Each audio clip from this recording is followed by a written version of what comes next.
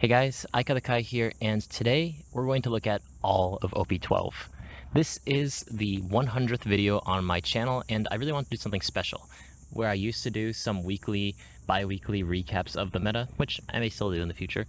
This time I really want to do all of OP12. In this video I'd like to showcase all of the decks that I think are competitively viable to an extent, and I hope that if you're ever lost in OP12, you can refer back to this video. I was thinking about making this a written article, but I decided not to, just because I want this information to be readily available and free for anyone who wants it. As such, I won't be making as much money from this, but the best way to support me for free is to simply like, subscribe, get on all of your alt accounts, make new accounts, subscribe. Anyways, this is going to be a very long video, so if you are watching during your lunch break, if you're watching in your car as you go to work, I appreciate it very much. Let's get into the full video where I'm going to be at home instead of in the scorching heat of Japan right now. God, dude, that was not easy. I've now safely come down from the tree. I will say it was not easy. I did climb a taller tree than I usually do, but I'm sure what you're here for first and foremost is, of course, the tier list. So here it is. This is my personal tier list for the OP12 meta with the start decks. In this video, I'm going to be going over some of the tournaments that happened before the start decks were released, but as you may see, the meta has not changed too much from the advent of these start decks. So I'm going to be using this earlier data just as more information and more data to help educate my final thoughts on the OP12 meta. All of the decks on the screen right now are decks that I think can be competitively viable and have a chance at topping an event should you bring them to one. I will also be talking about some decks that aren't on this tier list as well, so make sure to check out the chapters to see parts that you may be more or less interested in. Still though, it does help me more if you watch all of it, so just pretend I didn't say that. In OP11, one of the main things that was holding back Blue Purple Luffy from being the best deck by far was Bello Betty. However, OP12 presented a couple of pretty strong new decks into the meta. Red Rayleigh, Green Zoro, as well as Blue Purple Sanji are decks that stand out. And these decks that seem like they were poised to have a very good matchup into Blue Purple Luffy, ironically, just had a really good matchup into Bello Betty. As such, with Bello Betty finding a lot of new matchups that she doesn't want to hit, as well as Blue Purple Luffy finding these new OP12 matchups relatively good for himself, Blue Purple Luffy seems to have pulled himself further away from the pack than he did in OP11. However, that being said, in the 6 OP12 championships that we had in Japan, none of them were won by Blue Purple Luffy, despite him having the highest share in Top Cut every single time. This is a true testament to how diverse the OP12 meta can be. Although we do see a lot of the same decks consistently topping a lot of tournaments, any deck can win. I still believe that Blue Purple Luffy is by far the strongest OP12 deck, but we'll be going over the decks that did end up winning, why they may have ended up winning, and of course, one of the big looming questions, why did Blue Purple Luffy end up not winning? I would actually like to present some data as well as deck lists while I talk about some of the decks on this tier list. I won't be going over the tier list in too much detail, but you can use this as a point of reference as I may be referring back to it throughout the video as well. I think that the A tier picks are all very powerful contenders and can be the best deck on the day depending on the decks that you hit. This is just a sort of roulette format. What are you going to hit? What are you going to end up losing to? A lot of it may be out of your control to some extent, but that has always been true for the game to some extent. The tier under that are decks that I also think are very powerful, but were perhaps underexplored or underutilized due to the difficulty or popularity of the deck. And the tier below that, C tier, while I do say C tier, the fact that it's on the tier list alone means that it is a powerful deck in my opinion. It's just relative to the other decks on this list, it ends up being slightly weaker. I think that these lists on the right day can do really well in a tournament like all of the other decks on this list, and some of them actually have, as we will talk about in this video. It's just that maybe they may have a couple more bad matchups or some things that they need to worry about compared to some of the other decks in the higher tiers. Before we talk about what decks came in and out of the meta, we need to first establish what the meta is. The consistent and dominant decks of OP12 are Blue Purple Luffy, Green Purple Luffy, and Green Zoro. As such, let's start with these decks. Blue Purple Luffy in OP11 is somewhat controversial.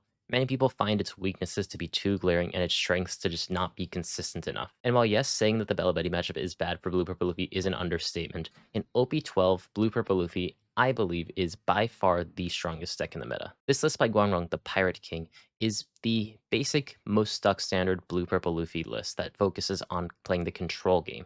You ramp in the early game with things like the 3-cost Sorojiro, 4-cost Bunkley, Gear Second, Thunder Bagua, and Godthread to eventually get to a point where you can play the 9-cost Sanji, 8-cost Katakuris, as well as 9-cost Linlins. Then, this version tries to hold on to the game via events and counter to make sure that his board can topple over the opponent's life before theirs can. If you've been watching my videos for any amount of time or you purchased my Blue Purple Luffy article on Metafy, first of all, thank you. This is a deck that generally plays to one game plan and plays it very well. The actual skill expression in this deck comes from how you can play when you don't find that perfect curve. I believe that this aspect of Blue Purple Luffy is actually very difficult. The skill floor for Blue Purple Luffy is rather simple, but the ceiling can be very complicated as the leader effect has so many different ways that you can interact with it. But in a way, this control version of Blue Purple Luffy doesn't really feel like you're playing One Piece. You simply starve out the opponent, wait until they just don't have the resources to contend with you, and eventually you push them over. This isn't really an interactive way to play the game, and a lot of people have found it boring. As such, I want to show my list for OP12 as it's very different from the versions that people are playing generally. You may notice that I don't run the 8-cost category. This is very controversial, but let me explain myself. This was only for a flagship battle, so I don't have the grand 9-10 round championships to showcase how powerful the deck is. I didn't really have many events during this set, unfortunately. But I think that the theory is there. 8-cost Katakuri in this meta, in my opinion, is not as powerful as it once was in OP11.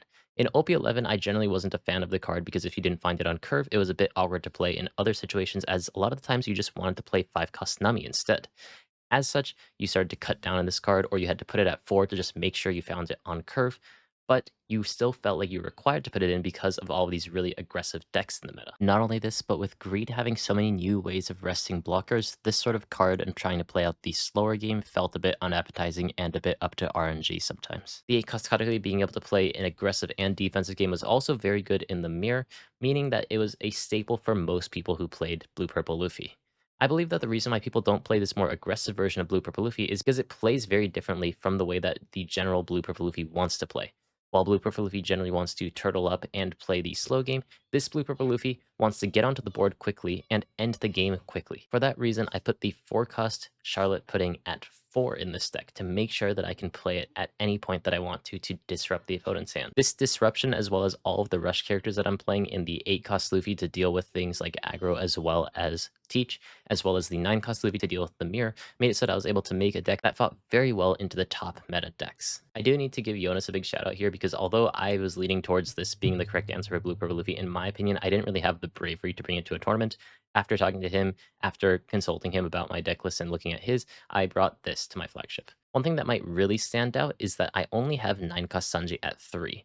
I believe that this card should generally only be at 3 or 4 copies, but it's safer to be at 4. My read was that people were starting to get bored of Blue Purple Luffy, and I wasn't going to hit as many mirrors, so I reduced the card by 1. Not only this, but as we saw from Guanrong's list, many people have just been cutting things that aren't 9-cost leaning or 8-cost category and focusing on these events. As such, things like the 9-cost Luffy that now people don't run for the mirror are much more powerful.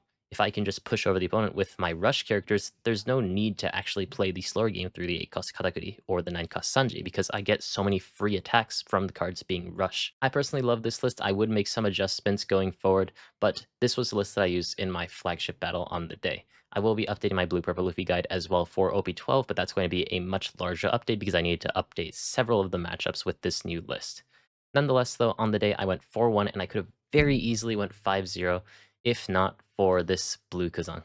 Unfortunately, I'm going to probably make another video about this, but the blue Kuzan matchup, I put 4-cost Pudding to the bottom, expecting to see another one, because I knew that I needed the card 2 turns later. I just shouldn't have done that. I should have played safely and just kept it on top to make sure, but I thought I could maybe find the second one. But still, that was my bad. I completely relied on a high roll when I didn't need to. Still though, the next deck that I want to cover is Green Purple Luffy. Green Purple Luffy is a deck that maybe hasn't been showing as much power as it seemed to have in OP11. However, this deck has gotten a pretty significant buff in OP12 in Deadman's Game. To be specific, that's Demonic Aura 9-sword style Ashura Deadman's Game, or in Japanese, this card, when it was first revealed, I thought would completely break the game for green. You get the 7-cost Hody event for so cheap, and it also has plus 3000 counter. So why don't these decks run the card at 4? Blue Purple Luffy can easily put in Gear Second at 4 copies because the plus 3000 to his leader is exactly what he wants. Green Purple Luffy spends a lot of time defending his board. His board isn't as high in power compared to Blue Purple Luffy, so there's a lot of times where he needs to defend his board, and if the only cards in your hand are Deadman's Game, these cards, when defending your board, do nothing. When they're going for your leader, of course the card's very powerful, but a lot of times that's just not going to happen. As such, Despite this card having counter, it does tend to be a brick in a lot of situations, and that's the reason why people are only running it at 2 copies at most. 7 cost Suvitaro as well as this new Dead Man's Game event are the main ways that Green Purple Luffy tries to fight with Blue Purple Luffy and get an edge in these matchups. Being able to spread your board very quickly as well as using the Merry-Go stage to get them out of range of 9 Mom makes it so that you can easily overwhelm the opponent should you draw your pieces on time. One card to point out and one that a lot of people think about when building this deck is what low cost blocker do you want to run? People run things like the 3 cost Robin, the 2 cost Chopper despite it not being a Straw Hat, but in this list you see the 2 cost Robin. I unfortunately don't know enough about Green Purple Luffy to actually comment on which one would be better in certain situations, but the 2 cost Chopper generally seems to be more popular. Still, I wanted to showcase this list as I hadn't seen the 2 cost Robin as much, but it's just a standard safe blocker with no extra additional effects, but still very cheap. There's a perception that Green Purple Luffy hasn't really done much in OP12, and if you look at championship results, yes, it hasn't won any championships, but it's very consistently placed in Top Cut and done quite well. It's just one of the decks like Blue Purple Luffy that somewhere in Top Cut some deck will hit it and eventually run it over. Though this deck does tend to struggle a little bit into Green Zoro, I think that it's still very well situated and very consistent. I think that despite some of the weaknesses that this deck might have, I believe that it's still one of the strongest decks in the OP12 metagame. The final core deck of the meta is Green Zoro. As Green Zoro is a new OP12 leader, let's look at his leader effect. With 3 Dong on your leader on activate main once per turn, if this leader has battled your opponent's characters during this turn, set this leader as active. Then this card cannot attack characters with an original cost of 7 or less during this turn. Green Zoro is a deck that's gatekeeping many decks out of the meta. There are many decks that if they can get set up on the board, they can easily run over a lot of decks, including Blue Purple Luffy. However, Green Zoro's ability to rest the characters based on their base cost rather than the current cost makes it so that Green Zoro is not only hitting into your board, but also your leader every single turn for 8,000 power or higher. Though there's a lot of KO protection or even removal protection in this game now, there isn't many ways to defend yourself from battle or defend yourself from resting. As such, Green Zoro has a stranglehold on the meta when it comes to decks that play one thing per turn and play on curve. This list looks a bit more complicated than it actually is. This list just wants to play a lot of different 2k counters, potentially to confuse the opponent or just for fun. Still, it did very well in the first Japanese Hokkaido Championship, and the card that I really want to talk about because it's so contentious in Japan is 7 cost Hody. 7 cost Hody in this deck, honestly, kind of sucks. Zoro as a deck is rather fragile, so you don't really want to be grabbing your life, and in most cases, you'd rather be playing something like 8 cost Mihawk or 5 cost Tashigi to get rid of the opponent's board or spread your board more effectively that way. 7 cost Hody is in this deck only to deal with Blue Purple Luffy. But without this card, the Blue Purple Luffy matchup can be very difficult. This 7 cost 8,000 rush with the effect of Dead Man's Game makes it so that you can rest the opponent's Dong, not allowing them to use their Gum Gum Giants, and try their best to push over the game very quickly before Blue Purple Luffy can get to the point where he plays 9 Moms. 9 Moms are the killer of this deck like it is for so many aggressive decks. For that reason, Green Zoros that are teching hard to beat Blue Purple Luffy play Hody Jones as well as Luffy is the man who'll become king of the pirates to make sure they have that last bit of damage to push over the opponent. But it's because Hody Jones is so uncomfortable to use in a lot of these other matchups that many people have decided just to not run it instead. This Green Zoro player also made Top Cut in a different championship after the Hokkaido Championship, not using Hody Jones. Instead of this Hody Jones, he made adjustments by increasing the counts of the 3 cost event that restands your leader, as well as added some copies of Smoker.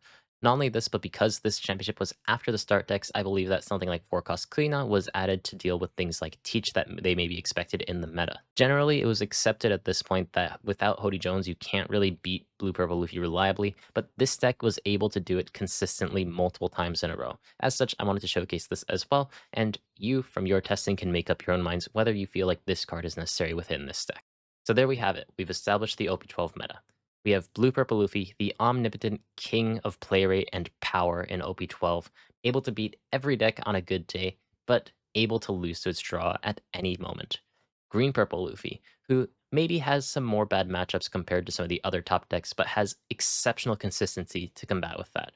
And Green Zoro, the new OP12 powerhouse that's dominant in play rate, but does exceptionally well into decks that are there to just have fun. This deck stylistically counters so many decks to begin with, making it so that a lot of the times you can win matchups by default from the second that the leader is flipped over. You even have some matchups like Teach where you almost don't play any characters at all, just using your leader as an attacker throughout the entire game, and it's somehow enough. These three decks roughly make up anywhere from 33% to 50% of the meta, so the meta will revolve around them. With that being said, finally, let's go into the first championship that happened in Japan, the Hokkaido Championship. The Hokkaido Championship took place 1 week after the release of OP12, and generally what happens at the start of sets is that people play aggro.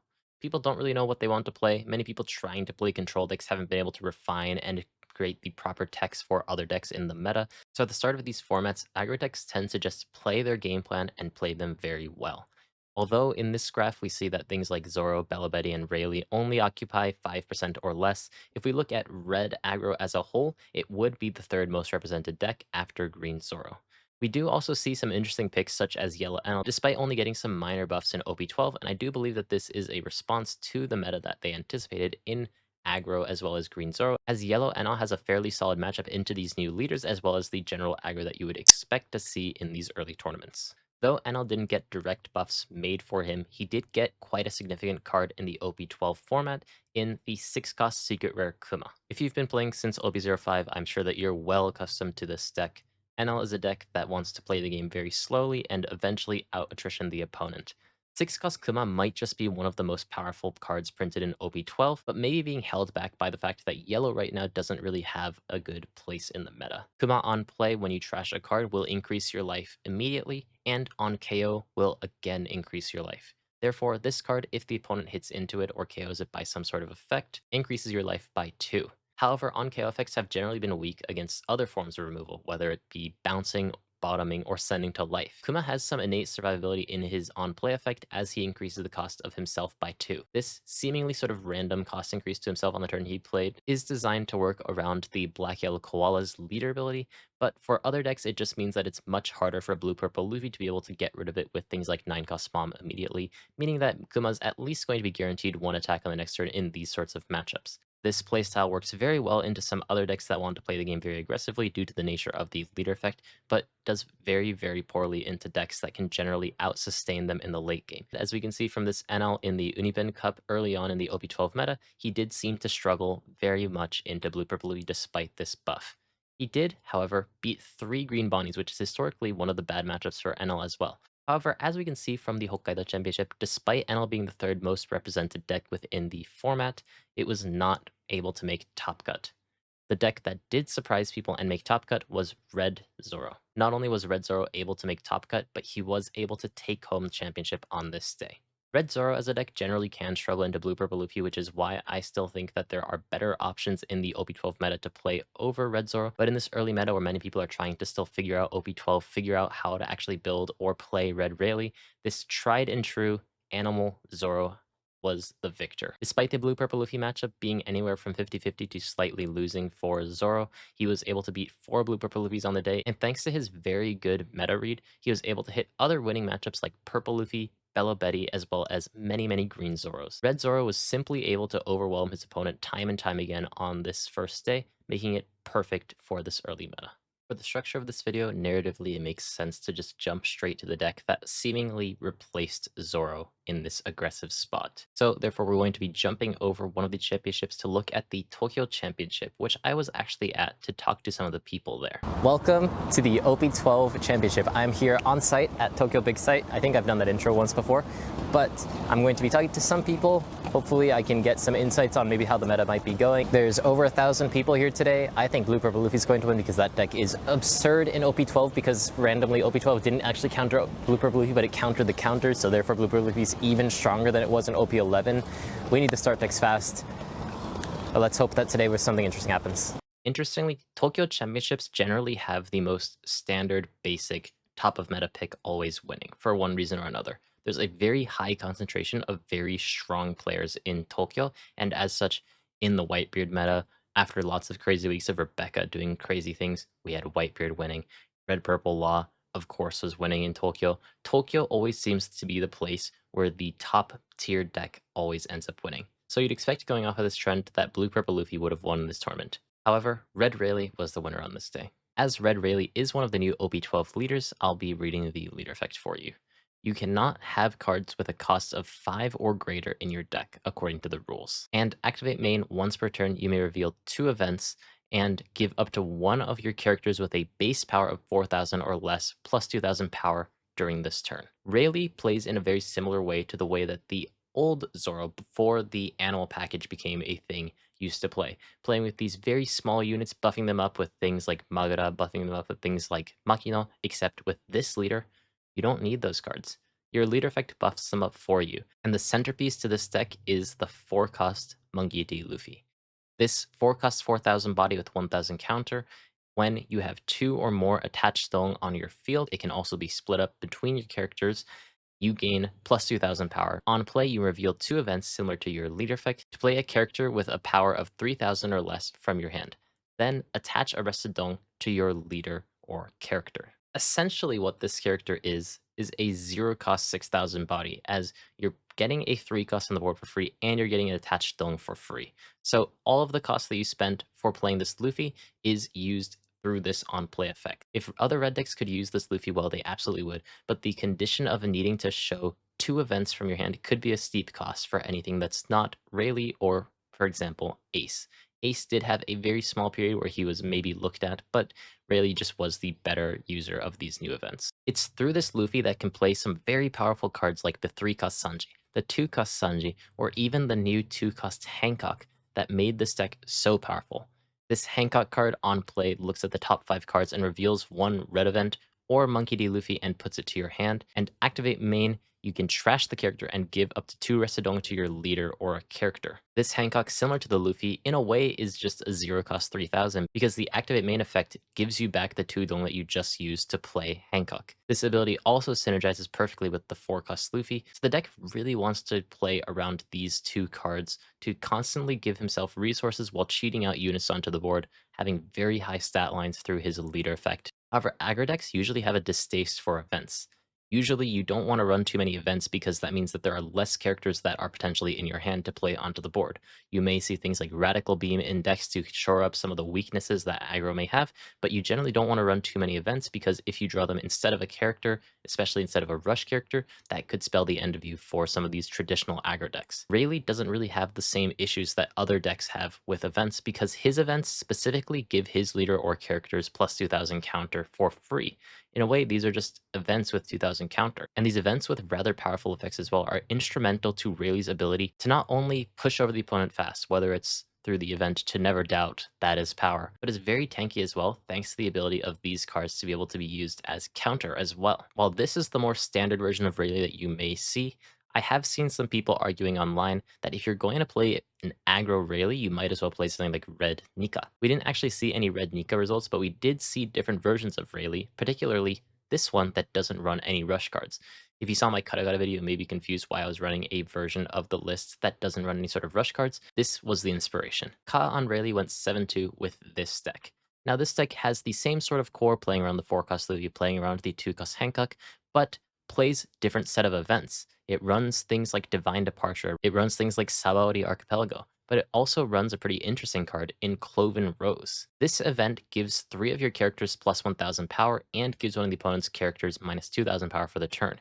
In a meta where you're not really sure where you're going to hit, things like Green Bonney could be a big wall for these aggro decks, and cards like this that not only give your characters a lot of power across the board, as Rayleigh is generally going to be spreading his board out very quickly, getting that minus power as well for Tudong really helps Rayleigh stick to the board hard and remove the opponent's board effectively as well. All in all, the event card pool is rather unexplored due to these demerits that it's historically had. Rayleigh as a deck uses these events to their maximum potential, and as such, we're seeing some very unique and interesting ways of building Rayleigh.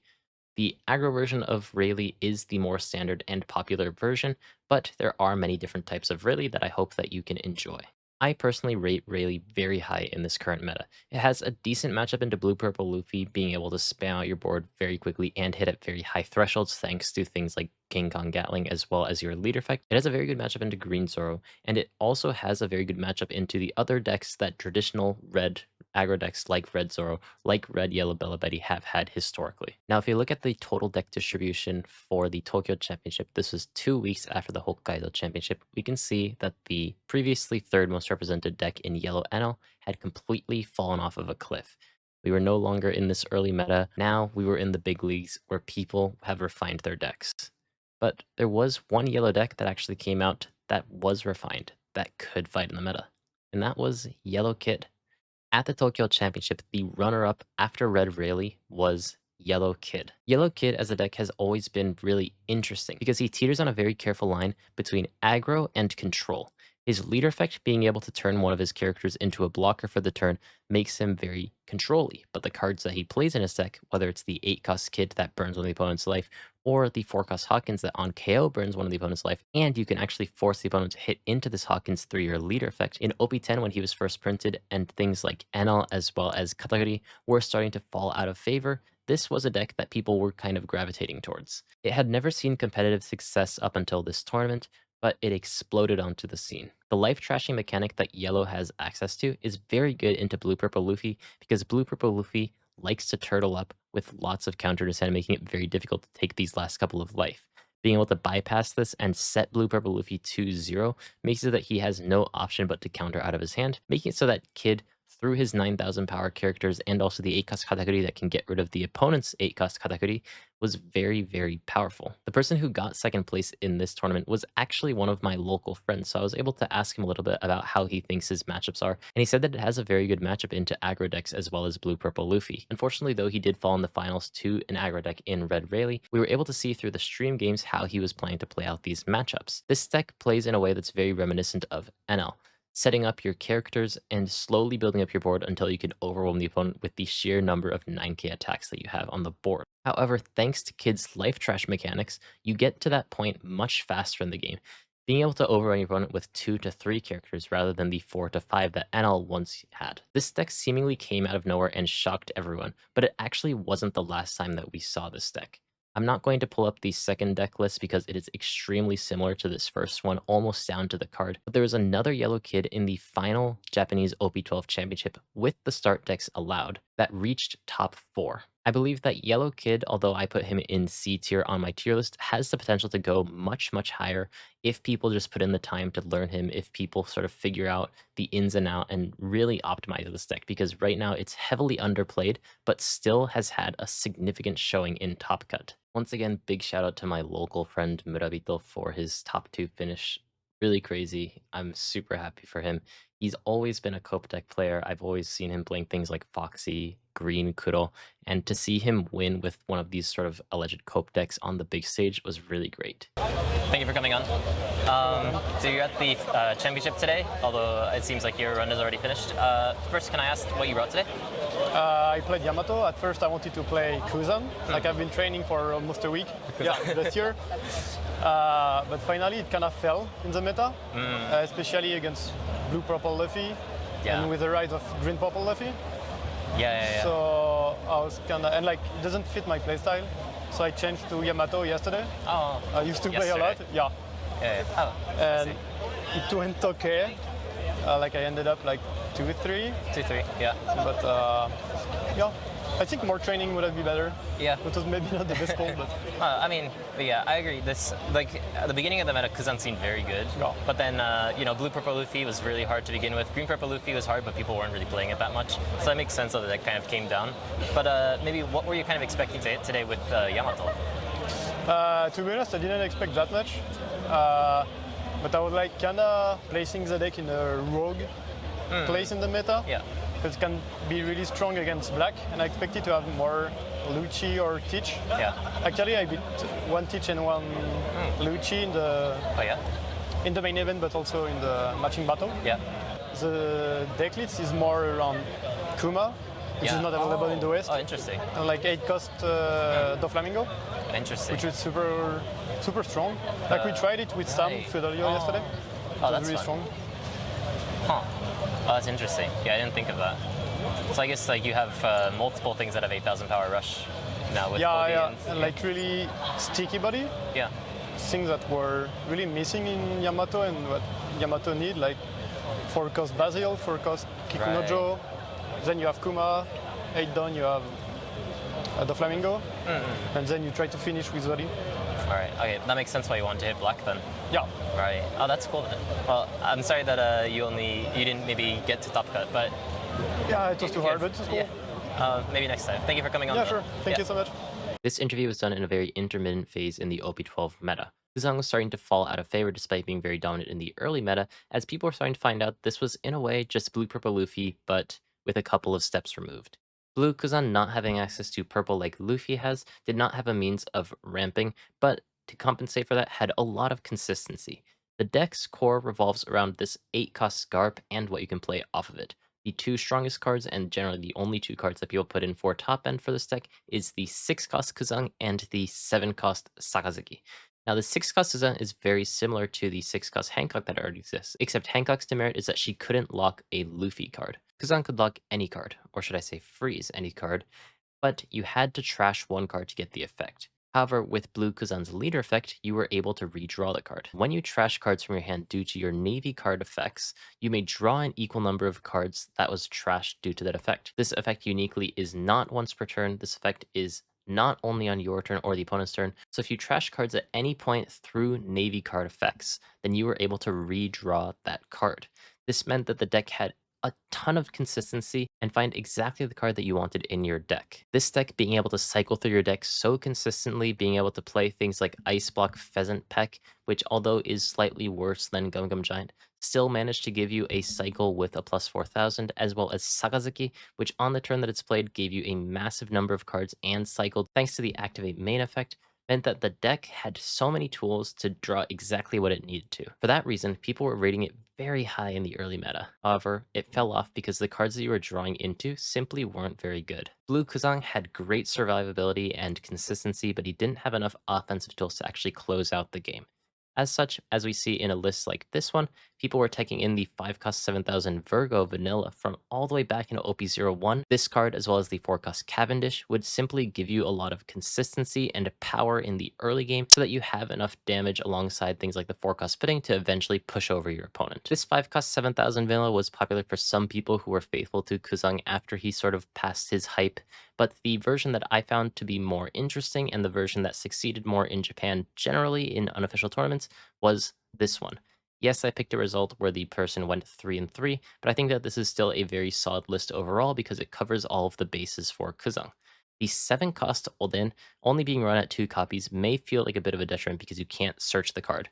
Will you actually be able to find the card? And the answer, because of your leader effect, is yes. This 7-cost Oden was the key to beating Blue Purple Luffy. If you can manage to go first and play this card on 7, Blue Purple Luffy doesn't have a way of getting rid of it. As such, if Blue Kuzan can simply survive long enough, which is what his leader excels at doing, he was actually able to topple over Blue Purple Luffy. Though the core of these two decks are the same, the way in which they try to find that last bit of power to be able to actually push over the opponent is different. I believe that Kuzan's leader effect is really powerful, and he's very good into aggressive decks, and he does surprisingly well into things like Green Zoro as well. As such, once he gets more identity through some more cards, or we get past the point where Blue Purple Luffy is just a better version of this deck, I think that this deck can really shine. This is Dick.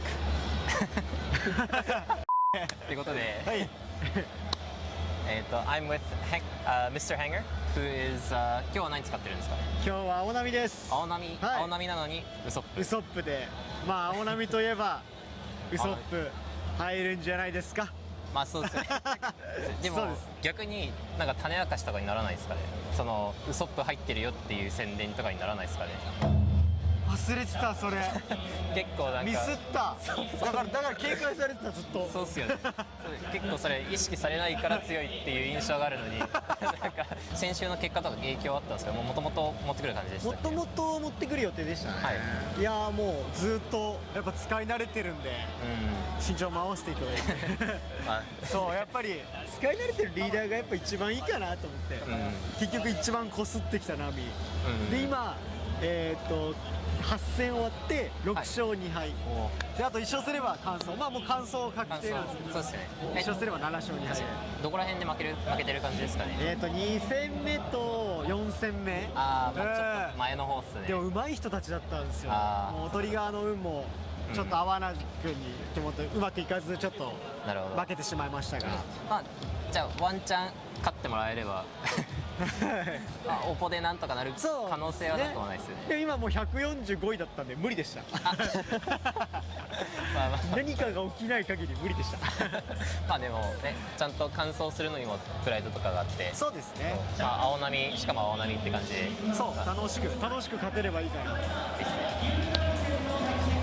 ないですけど。ありがとうございます。ちょっと友達というか子分たち連れてきたんで。あ、そうですね。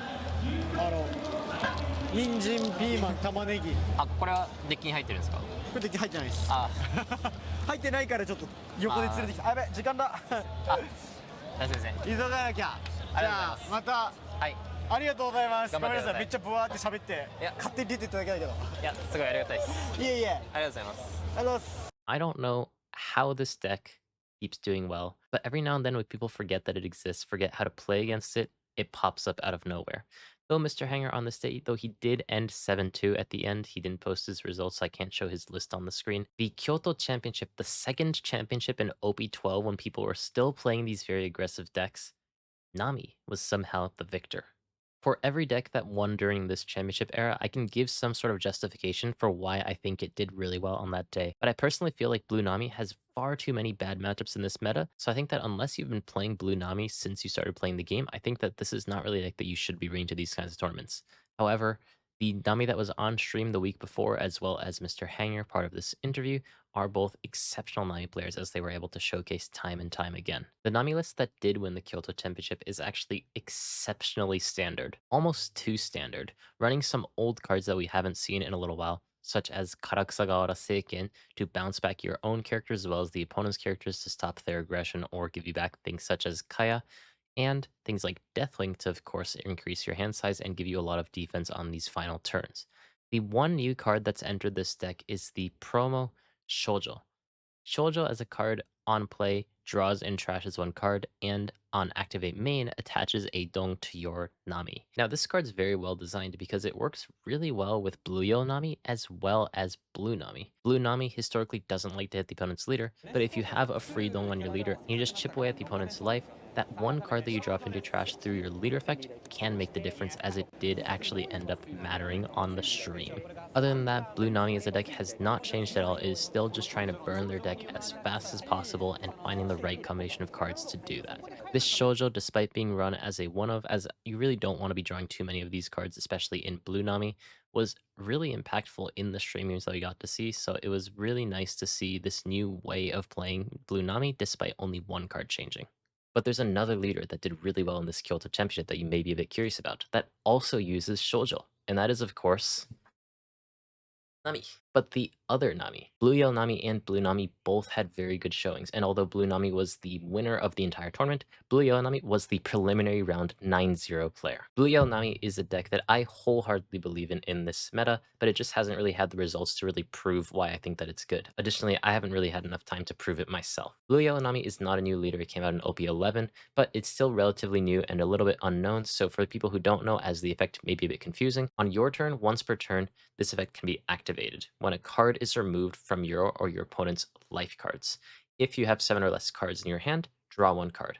Effectively, if you were to retrieve your life via something like the 2-cost Hiyori, or hit into the opponent, or trash one of their life via something like the 8-cost Kid, you draw a card once per turn, assuming that the rest of the condition is met. Additionally, if you have 1 dong on your leader on the opponent's turn, once per turn, you may trash 1 card and give your leader 2000 power for the entire turn. People thought that this leader was going to be the strongest by far in OP11, and honestly, if Blue Purple Luffy wasn't a deck, I think it really would have been. This deck is so powerful, so strong against aggro, but it's just had this terrible matchup into Blue Purple Luffy. But that is until ST22 came out in Japan. Both Nami and Blue Kuzan suffer from the same issues being a generic blue deck. They don't have a great means of closing out the games that they start. As such, although they may have lots of survivability, they may have lots of resources that they can draw through their effects, there's no way for them to easily close out a game if they don't have something like the 7-cost Olden on the board. 7-cost Olden is very good in Kuzan because it gives you a means of finishing the game, but Nami, it gives her a way of playing the mid game. Blue Yellow Nami, naturally through having cards like Young Girl, which can be substituted for the 2-cost Teach if it's not out in the West yet, things like Nojiko, Hiyori, Zeus, all these low-cost, powerful effects synergize perfectly with Blue Yellow Nami's leader effect, meaning that she's going to naturally have lots of small bodies on the board. This works perfectly with the condition of the 7-cost Olden, meaning that she is one of, if not the best 7-cost Olden user. This 7-cost Olden as well as the 8-cost Kid, which we've talked about when we talked about Yellow Kid, are both great cards to create your board while pushing your agenda to actually finish out the game, while, in Nami's case, drawing you a card. This, alongside your leader's innate survivability, makes it so this deck is very good into aggro decks and closes out the game relatively quickly should she draw her cards. The largest factor that was always holding back this deck was the blue-purple Luffy matchup, and this 7-cost Olden has helped immensely. I won't say that it's completely winning for Nami at this point, but it has made it much easier to fight with, meaning that her weak matchups are a lot less defined. Even in this championship, we saw that Blue Yellow Nami did not have an easy bracket. She hit 5 blue-purple Luffys, but still managed to go undefeated in Swiss. Fortunately, we didn't see what happened because it wasn't the stream game in the top 16 match, but that was where her run ended. In the Hiroshima Championship, the final championship before the start decks came out, we had the most diverse top 16 that we had to date. Of course, there were 7 blue-purple Luffys, which we've become much accustomed to, but the winner on this day was not blue-purple Luffy, it was Rob Lucci. The reason why I didn't put Rob Lucci in my tier list at the beginning of this video was because I don't really know where to rate him. I think that he has a very solid matchup into a lot of the top of meta, only having a slightly losing matchup against blue-purple Luffy and a very good matchup against the rest of the top tier leaders. However, with the advent of these start decks and things like Blue Buggy as well as Black Teach coming up in relevance, the deck has taken a big hit since the start decks came out. I still think that Black Lucci is an exceptional pick in this meta, especially since a lot of these start decks haven't really been as relevant as they may have been in the West, but we'll talk about that pretty soon. For now, instead of grimacing on some of the shortcomings of Lucci, let's look at his strengths. Both the Lucci player who got 2nd place in the Kyoto Championship as well as 1st place in Hiroshima Championship did not post their matchups on the day. I usually want to showcase the deck list alongside their matchups so that you could use it as information or interesting points of data to talk about how they may have gotten over certain matchups.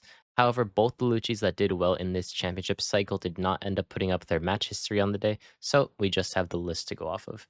The list is fairly standard at this point. The deck relies on the combo of 7-cost Jack as well as 10-cost Kuzan to be able to clear out the opponent's 9-cost or less very consistently. If you can get to the point where both these cards stick on the board, you can even beat decks like Blue-Purple Luffy. The deck thrives in the late game and simply needs to get to that point, and cards like Mancherry are excellent in doing that.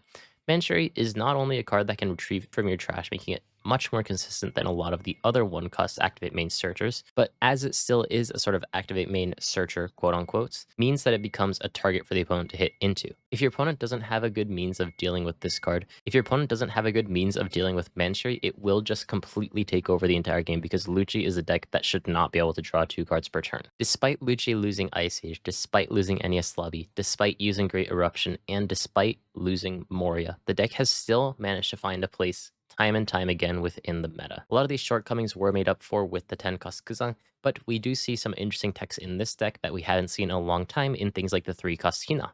People who've been playing since OP05 may remember very well we had the Rebecca Hina Lucci combo before we ever had any sort of crazy Moria combos. This 3-card combo, which only needs 2 cards in your hand to be used, allowed you to clear multiple of the opponent's units while also developing your own very powerful board and a blocker. The stalling tactics that this deck has access to in the 1-cost Mancherry, in the Rebecca Hina Lucci combo, and the various other blockers that it runs is very powerful and undeniably strong, even in the current meta. It has some matchups that are near unwinnable in Black Teach and Blue Buggy, but if you don't hit these matchups, then Black Lucci is honestly an exceptional pick in many metas. Now, going back to the Hiroshima Championship overall play rate, there's something very weird about this graph. That's not Green-Purple Luffy or Green Zoro as the 2nd most represented deck. That's Blue-Purple Sanji. Activate main once per turn, don't -1. You can activate a Straw Hat Crew type event from your hand with an original cost of 3 or less. And then when attacking, if the number of Don cards on your field is equal or less than your opponent's, then you can add a card from your Don deck, rested. Now, the Blue-Purple Sanji players did not post their list officially online anywhere, but from the stream game, we were able to piece together most of the cards that were in the deck. Some of the counts of these cards may be wrong, but this is close to accurate, I believe. Thank you very much to Atrocious for helping me put together this deck list. Huge shout out to you. Thank you for everything you do for this community as well. And although we only saw one Blue-Purple Sanji on the stream, we actually know both Blue-Purple Sanji's lists, and that's because these Blue-Purple Sanji players are friends and brought exactly the same list. Both of these players, both testing partners, brought exactly the same list, went X1 in preliminary rounds, and made it to Top Cut. I was, and actually still am, a pretty big believer of Blue Purple Sanji. I think that with the right deck list, it can be very, very powerful. And shout out to people on Twitter who forced me to bring it to my side events at the Tokyo Championship. I managed to go 3-0 with the deck, got my prize pack, and had a good day. Here's actually me opening up that prize pack. Okay, oh yeah. So I finished side events. I had a poll on Twitter asking what I should play, and they said, play Blue Purple Sanji. So I played that, and I went 3-1. The last match I threw with Kalgara a little bit, so don't look at that. But the important thing is if you get 3 wins, you get a pack. So let's open it up. The only thing that I'm looking for here is, I already saw a good card, but I want the 3-cost Zoro and the 7-cost Sanji. But this Hankoku is also very expensive. Not that I'm going to sell it. Okay. Yeah. Hey, that's also a good Sanji, but not the one that I'm looking for. And yes!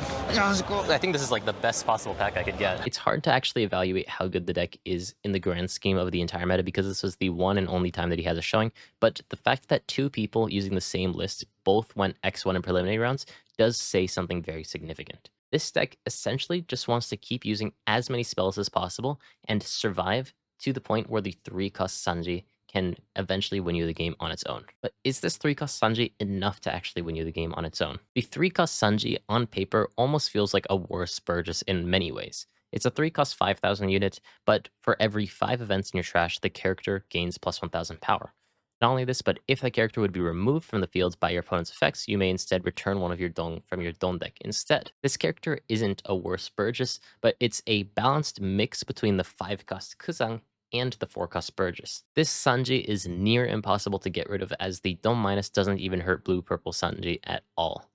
Therefore, if you can eventually get to the point where you can stably put 2 to 3 of these characters on the board, blockers such as Reiju and other sort of small blockers that people have been experimenting with, you can then easily run over your opponent because your board has 8 to 9,000 power while only costing 3.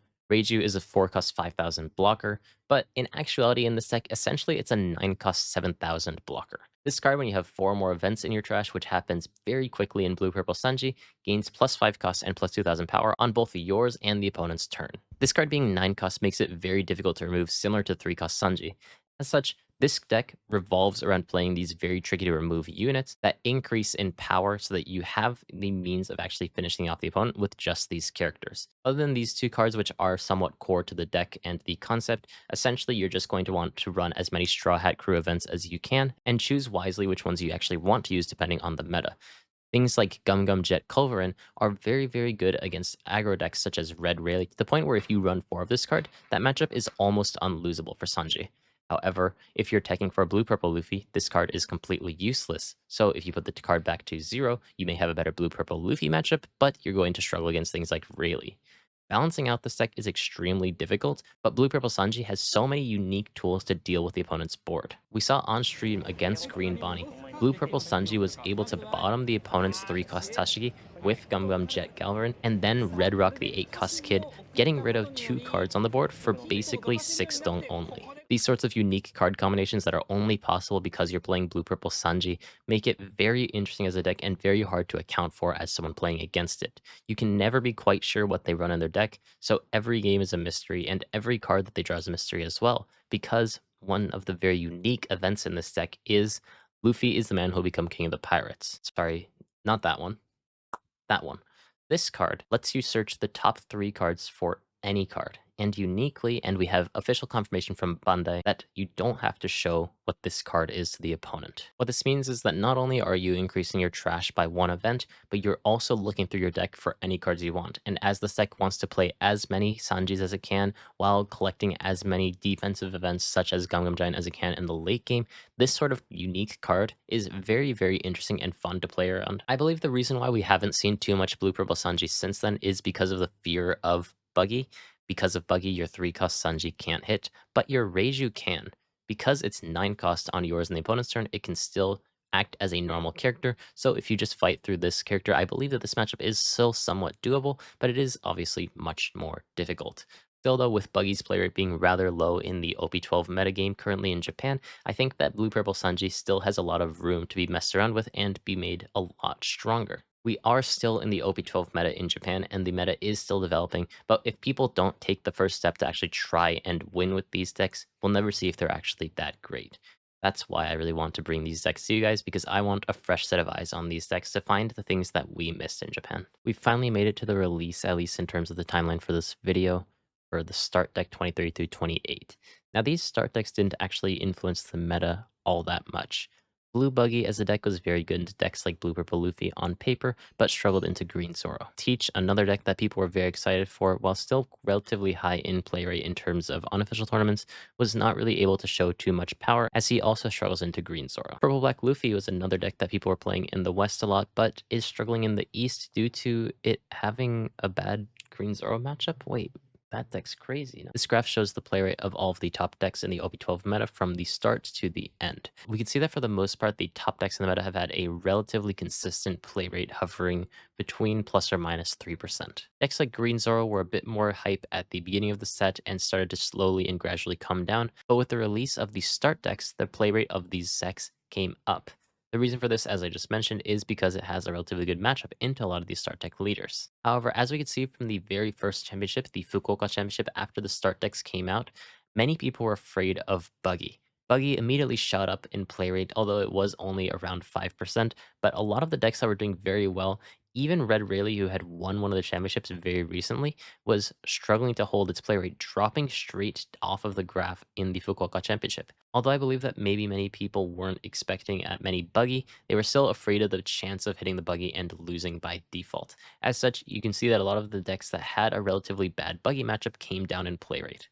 But from the week after that in the Miyagi Championship, we can see that that started to adjust a little bit more as people started to correct some of the overcorrections from the last week. Unfortunately, though the start deck leaders weren't able to make a huge splash on their own like they may have in the West, it doesn't mean that they're weak by any means. Therefore, for this video, let's talk about 3 of the most prevalent start deck leaders: Blue Buggy, Black Teach, and Purple Black Luffy, and where they land in this OP12 meta.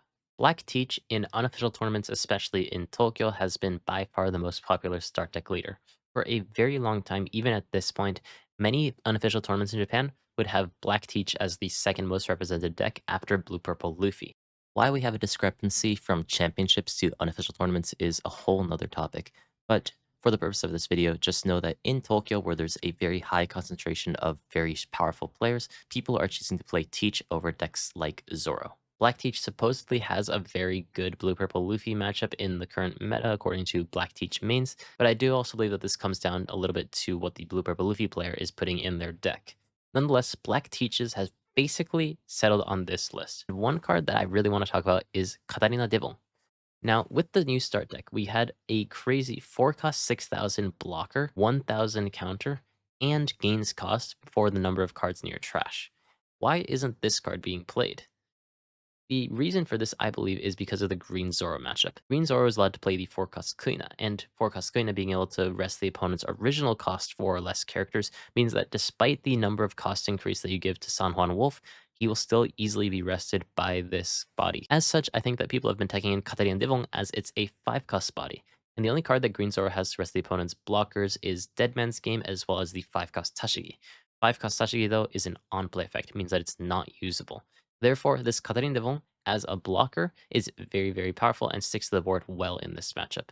I believe that this is the main reason why Katarina Devon is used, but there is also the added fact that because cost increase doesn't matter that much in this meta, you may just want the versatility of Katarina Devon being able to be banished or double attack at the flip of a switch. Otherwise, though, Black Teach in Japan mainly focuses on making your Burgess as powerful as possible and trying to survive until that point, and for that reason, there aren't as many removal spells as there used to be in the Black Teach list in things like the Tempest Kick or the Black Hole or Liberation. Still, the deck does run things like the 1-cost Tempest Kick as well as the new 7-cost Teach, alongside another very powerful card in the 5-cost Van Augur, to make sure that they can defend the board enough that they can eventually win the game through this Burgess or the 10-cost Teach. Teach in this meta, despite having a relatively high play rate, has not really been able to find any sort of footing in this meta and hasn't been able to consistently top any sort of unofficial or official tournaments. One card that I do want to point out that I think is really interesting as a Green Zoro counter for Black Teach is Black Vortex. Black Vortex is a 2-cost counter event, which you don't see very often in Teach. It negates one of the opponent's leaders or characters and gives that card minus 4,000 power for the turn. Now, This card is really interesting, but not very usable as the negation and the power reduction are always on the same target. However, against Green Zoro, if you use this on their leader, because their leader effect is activate main, they can no longer use the effect should they hit into this, and they have to hit if they want to actually get that effect off. Therefore, Black Vortex can not only potentially defend your board, but also stop the opponent from hitting into your leader as well. As such, I've seen some black teaches run this card at 1 to 2 copies to deal with this matchup, but as we can see from this flagship winner, he was able to win the Green Zoro matchup twice despite not running this card. Still, I think these sorts of interesting, unique cards that can deal with the Green Zoro matchup are really cool and something that we see a lot more often in this meta because of how powerful and how exploitable for both sides Green Zoro's leader effect is. The second deck and a beloved fan favorite is Purple Black Luffy. Now, Purple Black Luffy basically has not changed. It's still a deck that wants to play very aggressively and focus on setting up the 6-cost Spear Luffy. However, in OP12 we have a new card in the 6-cost Robin. Purple Black Luffy is a very powerful deck, but has always had a weird issue where if you ramp and then play something like the Beer Luffy or the 6-cost Secret Rare Luffy, you can't actually get the effect off if the opponent hasn't ramped. Therefore, for one turn, these characters are essentially vanillas and finally get to activate and be very powerful from the next turn onward. 6-cost Robin does not have this restriction, meaning that if you ramp when you're going first on the next turn when you would have 6 active Dong at the start of your turn, you can immediately play this Robin and get the effect off to not only have a 9,000 power blocker, but also make the opponent trash 2 of their hand. While this card, being a blocker and trashing the opponent's hand, feels very defensive, I believe that it's actually a very aggressive card. Because you're trashing the opponent's hand, although they do get to choose which cards they throw away, it could potentially be counter. This counter, as well as the very difficult to remove 7,000 body that becomes a blocker, at least on the very first turn that it's played, makes it that she plays in a similar way to the 6-cost Beer Luffy that can come out 1 turn earlier. This card being able to hit for 7,000 every single turn while being able to trash 2 of the opponent's cards on the turn that it's played, in a way, is pseudo rush. This card, alongside the 2 Luffys as well as the 7-cost Sanji, makes it very, very aggressive, and if anything, this deck is just really cool. Interestingly, in this list specifically, we see Judgment of Hell, and I believe that this card is teched in to deal with things like Rayleigh. Still, as we can see from the match history, was not necessarily enough to actually beat Rayleigh on the day. Still, the fact that it gives the opponent's leader or characters minus 3,000 power during the turn, it also could be a very good anti-Green Zoro card, as it means that Green Zoro, though he is hitting you twice, is hitting you for 3,000 power less. The final new start deck list, and one that people have been talking about a lot, especially how they're going to deal with it, is Buggy. Buggy is a deck that's just really struggled all in all in this meta, as although you have a way of protecting your characters from being KO'd by the opponent's effects, you don't have a way of being able to defend them from being rested. As such, Green Zoro resting your characters and hitting into them every single turn has been a big pain factor. The combination that I've found to be the best for this matchup is the 7-cost Buggy into the 5-cost 2000 counter Moji. By the Buggy playing this Moji, neither of these characters can be rested or hit into through the leader effect, as Buggy's out of range of the 5-cost Tashigi's rest effect, and Kabaji simply won't be KO'd in battle. As such, these 2 cards are going to stick on the board against Green Zoro and gives you a much better chance in this matchup.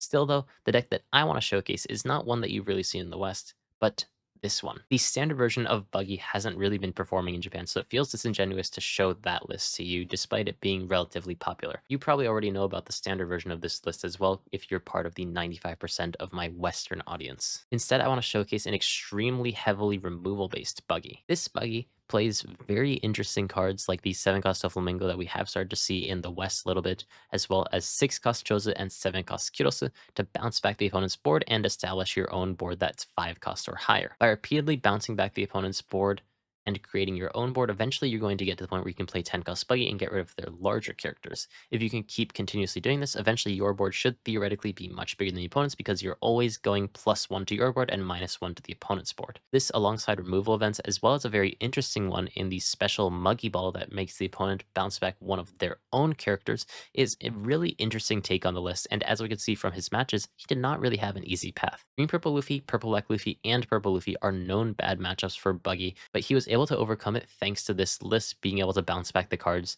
and deal with the cards that aren't 3 to 4 cost. You may be surprised that this list doesn't run the 7-cost Buggy that locks the opponent's characters, but the reason why this has been cut in the Japanese meta overall is because we simply don't have Betty in the meta. I believe that if Betty was a much more prevalent pick, then this card would absolutely join back into the deck, but Red Rayleigh being the only card that really plays around these 3 and 4-cost characters doesn't really feel like enough to justify running a card like 7-cost Buggy, as you really want to be hitting the opponent's leader, especially in something like the blue-purple Luffy matchup. Nonetheless though, I think that Buggy is still in a relatively good spot in Japan, just hasn't really had the time to show its strength in the meta quite yet, but I think that with more time and more testing and some more interesting ideas like this one, people can absolutely do well with Buggy. But the start deck buffs weren't just buffs to the start deck leaders. These cards are usable in many other decks, and we saw a new leader win the Fukuoka Championship with one of these start deck cards, and that start deck leader was Green Yellow Law. Where in the final couple of weeks before the start decks came out, Green Zoro started to come down. In the Fukuoka Championship, after the start decks came out, his play rate exploded. This is, as we mentioned, likely due to the fact that he has very solid matchups across the board into the start deck leaders, despite not having a great blue-purple Luffy matchup. But on this day, he was able to make up 5 out of the 16 top decks in Top Cut. This is very close to blue-purple Luffy's representation in Top Cut, and it's the first time we've seen something like this since the Hokkaido Championship, the very first championship. But like a story as old as time, blue-purple Luffy and Green Zoro were not the victors on this day, and were of course Law, and second place was Green-blue Zoro and Sanji, which we'll talk about very soon. If you played Red-Green Law, then you'll feel very at home with this deck. Green Yellow Law is a deck that bounces back your own characters to your hand while summoning new characters out of your life. He has lots of different tools to be able to put cards into his life to summon, and he has the unique flexibility of being able to spread his board very quickly, which is advantageous in the blue-purple Luffy matchup, and also has a means of walling up through 8-cost Kid and the 7-cost Law to just increase your life, or play a slower game in matchups where that seems more necessary. Green Yellow Law's leader effect being as powerful as it is does have a condition, and that condition is that you need to have 5 dong worth of characters on your board. When you're going first, this isn't an issue because all you have to do is play 1 Cavendish and now you're good to go. You can even play the 1-cost Kamona Bedge on the same turn. But when you're going second, there's actually an opportunity to use your leader effect on turn 2 if you curve perfectly. A card that came out with the start decks is the 2-cost Kitten Killer. This Kitten Killer is very similar to the other Supernova searchers that we have in things like the 1-cost Luffy and the 1-cost Bonney, but importantly, it's 2-cost. And this card being 2-cost means that it has the same activation cost as the 1-cost Activate main Bonney, but it has the benefit of being an actual 2-cost, meaning that you can more easily use your leader effect when you're going second on turn 2. The deck spends the early game turns playing a bunch of searchers to find cards like the 5-cost Cavendish to start to develop the board very quickly. Then, with the 7-cost Law, you can not only play a 7-cost 9000 onto the board, but also another 5-cost or simply heal your life if you choose to. The amount of flexibility that Green Yellow Law has as a deck is very, very interesting, but that also makes it very difficult. Still, this deck, though it is a relatively popular pick even in the West in the OP11 metagame, has received another pretty significant buff in the 1-cost Perona. 1-cost Perona being able to search slash type characters means that you can find all of your laws. And interestingly, this list isn't running anything like the 5-cost Bonnies that we're kind of used to seeing in Green Yellow Law, and focuses completely on these slash characters. And although this deck is a little bit unorthodox, not only was he able to win the championship on this day, the very next day he won a flagship battle with the exact same list. This person is just goated with the sauce. I don't know what that word actually means. I shouldn't say that. Green Yellow Law, with his ability to line up 6,000 power characters very quickly onto the board, makes him one of the very few decks that has an advantageous blue-purple Luffy matchup to begin with. If you can manage to find a way to deal with the other matchups, then I think that this deck could potentially be one of the best. One of the things that's holding it back, like a deck like Teach, is of course the difficulty though. However, this brings us to one of, if not the most interesting and surprising decks to do well in a championship, Blue-Green Zoro and Sanji. Now this deck came out of absolutely nowhere. I'm a big Vanderdecken merchant, as you may know. And I was thinking about this with a friend a very long time ago, how this deck is probably the best Vanderdecken user due to the fact that you can bounce back your cards.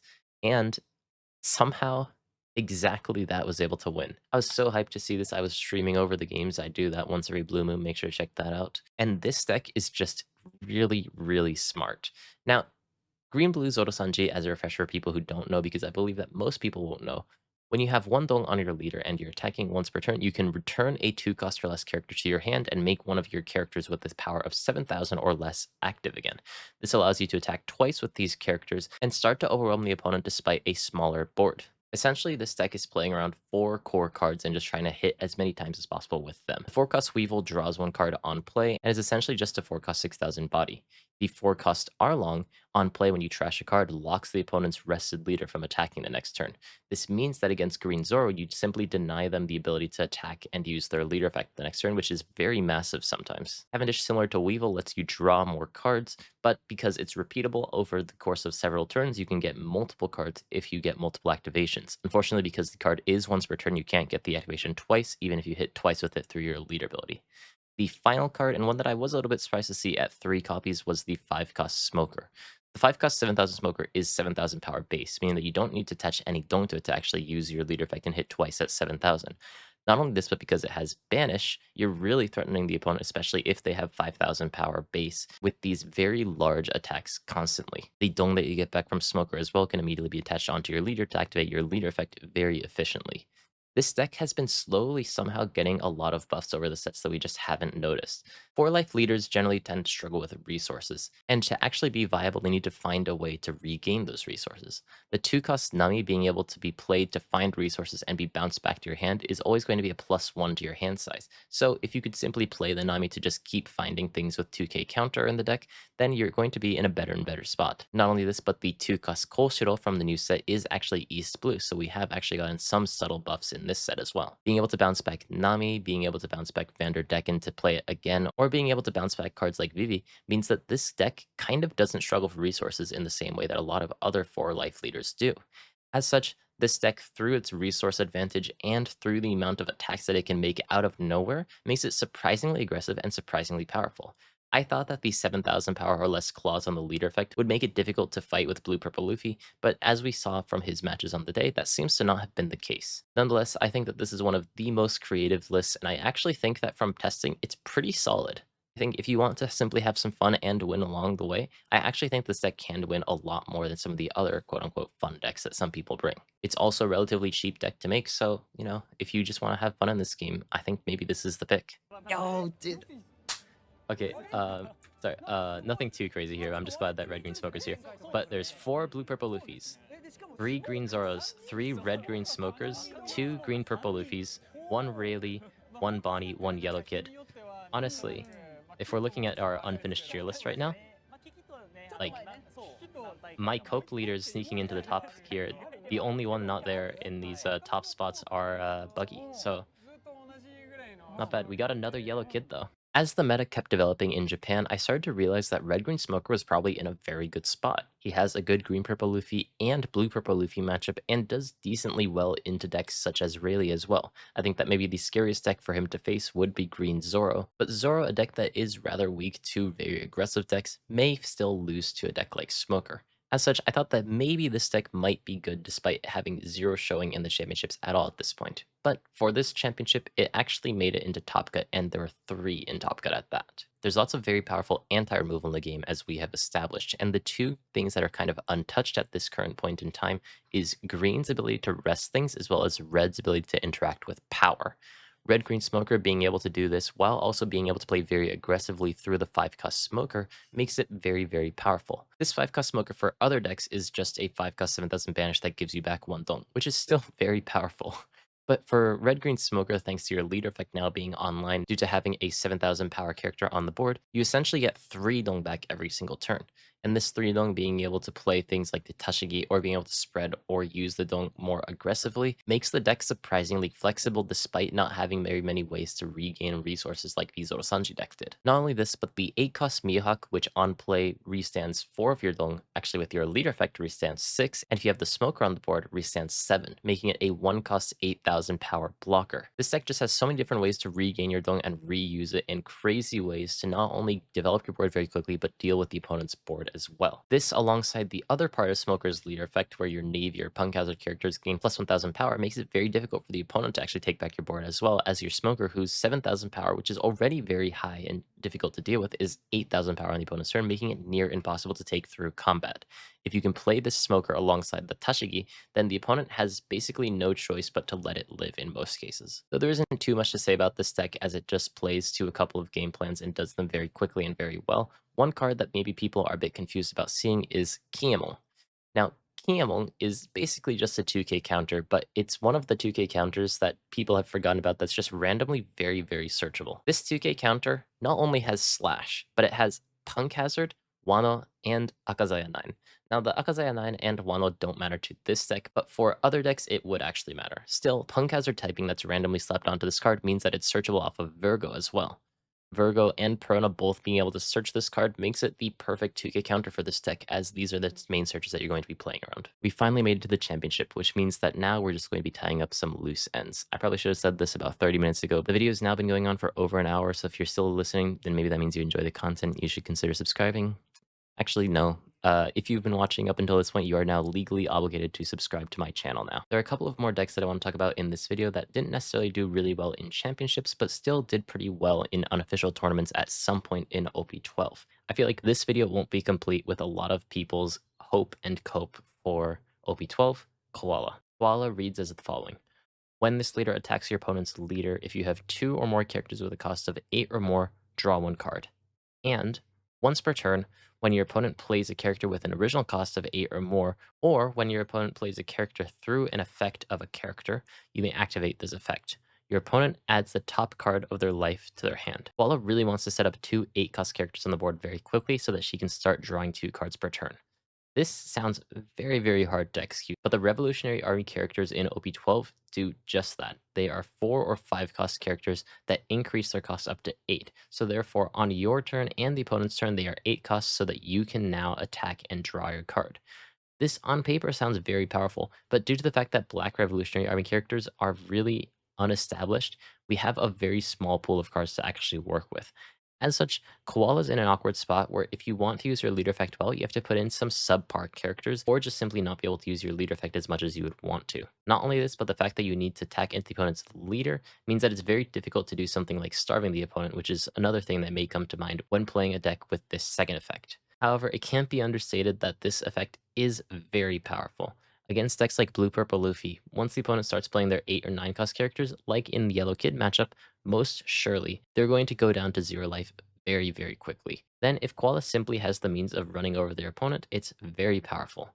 The one issue, though, is that Koala has an exceptionally terrible Green Zoro matchup. Green Zoro is a deck that generally only plays 1 character per turn, and generally only plays characters that are less than 8 cost, except for the 8 cost Mihawk. What this means is that the leader, not only being very aggressive, which is already powerful into these sorts of 4 life leaders, also plays around her leader effect perfectly. As such, though Green Zoro is a devastating matchup for Koala, if this matchup does disappear, I think that she can have a much better time in this meta. Nonetheless, with OP13 showing a new Black Revolutionary Army leader in Sable, I'm sure that this leader is also going to get lots of buffs in the next coming sets. Again, the leader effect is exceptionally powerful and just needs the right support, so I think that we can look towards the future for this deck being more powerful. Bonney is a deck that has been consistently very present and doing quite well in the OP12 metagame, but hasn't quite been able to manage to win. Though the deck has a lot of resources because it can't use the 1-cost Perona Searcher in this deck as the leader is not Slash type, it still suffers from the same consistency issues that it had before. As such, this deck just needs to run a lot of top-end cards and hope that they find it at the right timing, not overdrawing it in the early game and not underdrawing it in the late game. Bonney is still by far one of the best 8-cost kid users thanks to her leader ability, and this card alongside the other cards such as the new 8-cost Mihawk as well as the 5-cost Bonney makes it much easier for her to leave up Dong now. Yellow Kalgara is also a very powerful aggro deck, but because of its life heal mechanic, it actually is quite good into some other aggro decks as well, such as Rayleigh. The new 2-cost Shiroshi also mends one of the big weaknesses for Kalgara, and that was that your 6-cost or less characters, which was your entire deck, could be removed by 9-mom. Thanks to this card now being in the deck, playing your 6-cost Kalgara alongside this card protects it from 9-mom and makes it much easier for you to actually push over your opponent. In any sort of removal matchup, this card is very powerful as it can also defend itself. Kalgara's new 5-cost Kalgara is also exceptionally powerful in this deck, as not only is it called Kalgara, which means that your Mombra no Rando can actually heal you 1 life, but the effect letting you draw a card when one of the life cards are removed also means that it can proc off of your leader effect, meaning that your leader effect draws you 2 cards. This deck has so much card draw, so many resources, and also has life heal with that. The deck has subtly and slowly been getting lots of buffs over the sets to the point that it's very difficult to actually put in all the cards that you want to in this deck. The final deck, and one deck that I really enjoy, is Green-Blue Rosinante. Green-Blue Rosinante is one of the best 8-cost kid users in the game, although I just talked about Bonney. While Bonney can essentially stop one attack before it happens with her leader effect, Rosinante can absorb any one attack through his leader once it's active. Not only this, but the leader lock 2 cost sugar is an exceptional card for this deck, as if you were to play this at any time that you have the time to and hide it behind a cost kid, anytime that the opponent plays a character, you can rest one of the opponent's characters. This, alongside the 9 cost Shanks, has perfect synergy, although you can't play it on the same turn, and makes Green Blue Rosinante a very powerful control deck. Rosinante, thanks to his ability to absorb the attack with his leader and not his characters, also makes it very good into Green Zoro as well, because it makes it so that Green Zoro can't use his leader effect. All in all three of these decks are very powerful and have seen success in the meta. I just didn't have a timing to show them throughout the sort of narrative that we were talking about in the entirety of OP12. Now finally, let's talk about why Blue Purple Luffy, despite consistently being the top pick in Top Cut as well as the entire tournament, has not been able to convert that into a win. I think that this is a very interesting question because historically in the Sakazuki meta, in the Red Purple Law meta, we had these so-called most powerful decks consistently being at the top tables and winning the championships. So why can't Blue Purple Luffy follow through? Well, let's look at a little bit of math. Now, over the course of these 8 championships, if we take the average play rate of Blue Purple Luffy in Top Cut, we get 38.6%. This comes out to a little bit less than 6.5 people out of 16 that would be playing Blue Purple Luffy, but for the sake of simplicity and visualization, let's say that there are about 6 out of 16 people in Top Cut playing Blue Purple Luffy consistently. Blue Purple Luffy is a deck that's expected to have a very solid matchup into a lot of decks, meaning that it will have a higher than 50% win rate overall. We can see that the conversion rate from preliminary rounds to Top Cut is relatively high, so this is likely true. However, there is variance in matchups, so we will assume that Blue Purple Luffy has a 50% win rate against every other deck in the meta. If Blue Purple Luffy has a 50% win rate against every deck in the meta, then the chance of one of these 6 out of 16 people winning the championship is 37.5%. This means that there's a 62.5% chance of them not winning. This, over the course of 8 tournaments, means that there's only a 2.3% chance of Blue Purple Luffy not winning if he does in fact have a 50% win rate. And this is, of course, with us being generous and making him only 6 out of 16 instead of the 6.5 that he should be. This means that Blue Purple Luffy likely doesn't have a 50% win rate against the other decks when it comes to Top Cut. Yes, Blue Purple Luffys can hit mirrors and lose early on due to unfortunate matchups, but this can happen to any deck.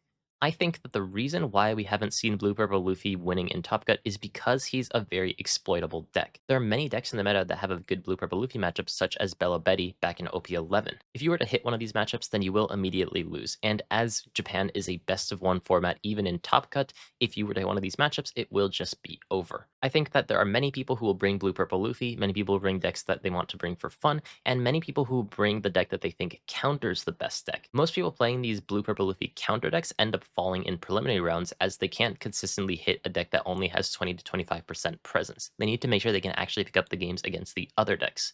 As such, once one of these counter decks stumble into Top Cut, whether it's through great matchups or a generally decent matchup spread into the other decks, it now has a much better time because they're not facing a 20 to 25% presence, they're now facing a 40 to 50% presence of Blue Purple Luffy in Top Cut.